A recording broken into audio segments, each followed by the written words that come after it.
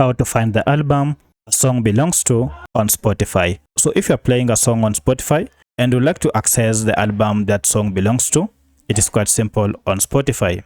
If you find this video helpful, I'll kindly request you support me by liking the video and also by subscribing to this channel. Now, the first thing you need to do is to go ahead and open the song as I have done it here. Then head over to these three dots here. If you tap on it, you'll see we have this option called Go to Album.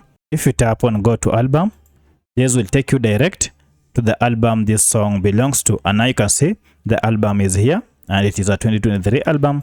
And here are all songs that belong to this album.